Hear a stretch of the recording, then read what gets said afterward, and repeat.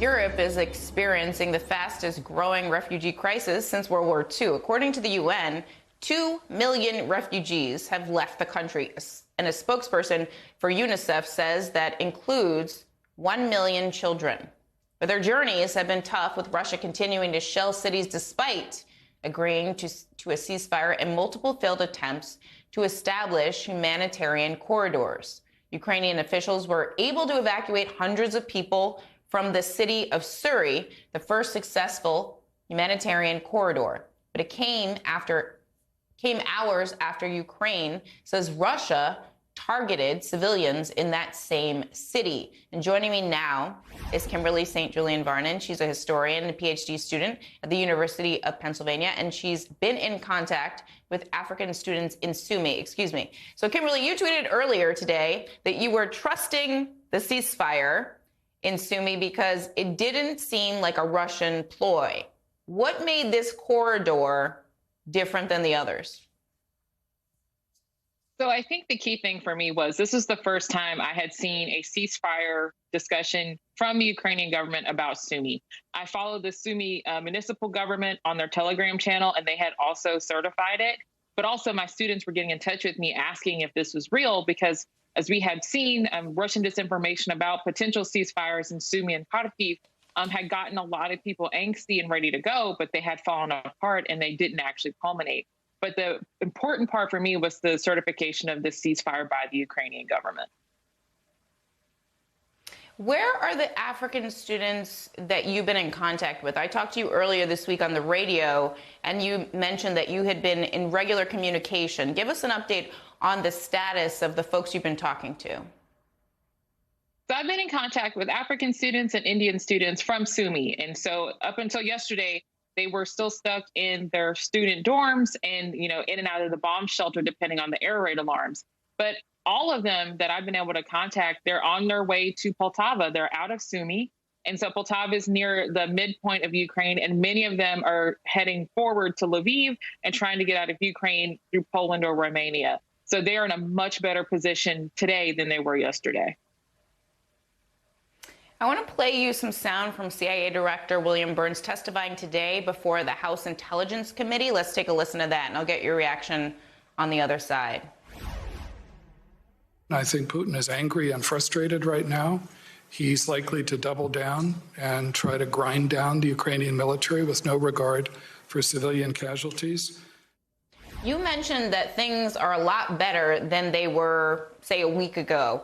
But as Hagar was just explaining in the previous conversation, Putin is predictably, or all the experts saying he's going to double down here. I mean, what are some of the things that you are most concerned about as you're talking to people on the ground, so you have a really good sense of the real-time conditions? What are your biggest concerns in the short term?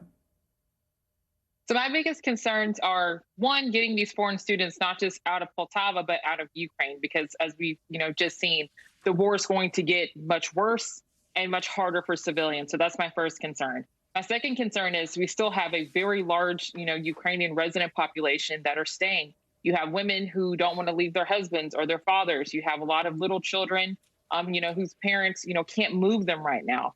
Sick people, chronically ill people. There are a lot of people who simply do not have the resources to leave Ukraine right now. And they need food, they need water, and they need medicine. And so what we saw in Sumy today, there's this, 10-hour window in which buses could come and get people out of Sumy, not just foreign students, but also Sumy Ukrainian residents.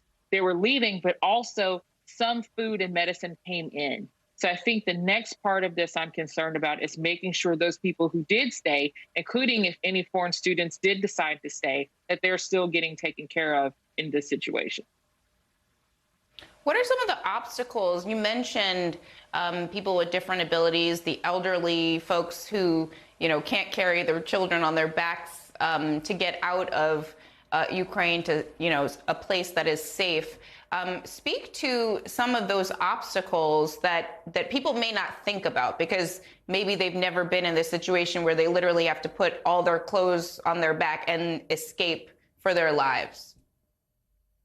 Definitely. And so just for the students at Sumy, it was literally you have a go bag ready at any time, because the news about the ceasefire broke around 4 or 5 a.m. and they had to be ready to leave.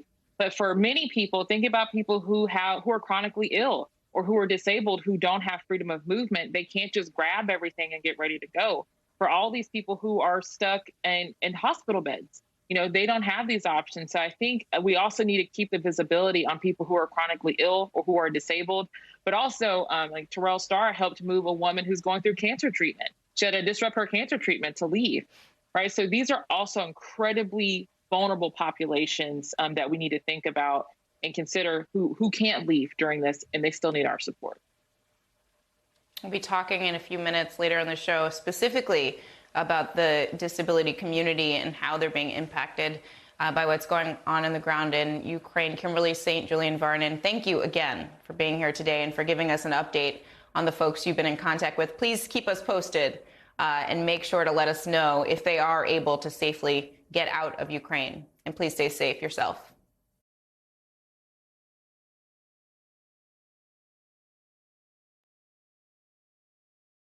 Hi, I'm Zerlina Maxwell. Thanks for checking out our channel on YouTube.